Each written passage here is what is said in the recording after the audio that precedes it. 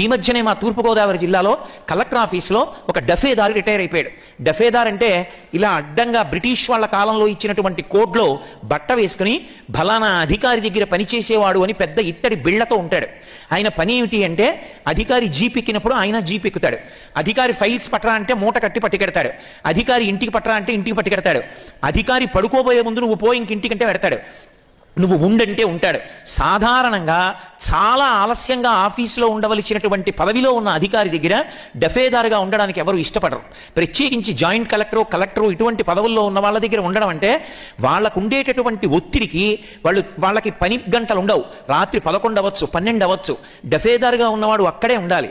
అందుకే ఆ పదవిలోంచి తప్పించి ఇంకెవరి దగ్గరైనా డఫేదారుగా వేయమని అడుగుతారు. కానీ 35 సంవత్సరములు జాయింట్ కలెక్టర్కి డఫేదారుగా పనిచేశాడు ఆయన. మా జాయింట్ కలెక్టర్ గారు ప్రజల కోసం పనిచేస్తున్నాడు. నేను ఆయన యోగక్షేమాలు చూడడం కన్నా నాకు కావలసింది ఉంది.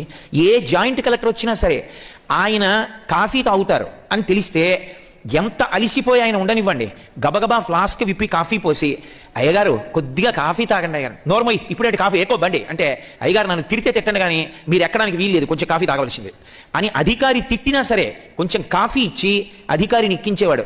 కంటిని రెప్ప కాసినట్టు ఒక కన్న తండ్రిలా అతను జాయింట్ కలెక్టర్లు అందరి దగ్గర పనిచేస్తే అతనికి రిటైర్మెంట్ జరిగింది. తూర్పుగోదావరి జిల్లాలో కలెక్టర్ రిటైర్ అయినా అంత పెద్ద కార్యక్రమాలు జరగలేదు. ఆయన ఏ జాయింట్ కలెక్టర్ దగ్గర పనిచేశాడో ఆయన విశాఖపట్నం ట్రాన్స్ఫర్ అయిపోయాడు. ఆ జాయింట్ కలెక్టర్ కూడా సెలవు పెట్టి రిటైర్మెంట్ ఫంక్షన్కి వచ్చారు. తూర్పుగోదావరి జిల్లాలో ఉన్న అధికారులందరూ కూడా ఆయన రిటైర్మెంట్ పదవికి ఆ ఫంక్షన్కి వచ్చి అతన్ని సత్కరించి పూలదండలు వేసి బట్టలు పెట్టి, ఇతను ఒక డఫేదారు కాడు, కన్న తండ్రి ఎలా ఉంటాడో అలా ఉండేవాడు. ఇలాంటి వ్యక్తి ఉండబట్టి మేము పనిచేయగలిగామని అంతమంది కలెక్టర్లు అతని గురించి ఉపన్యాసం చెప్పి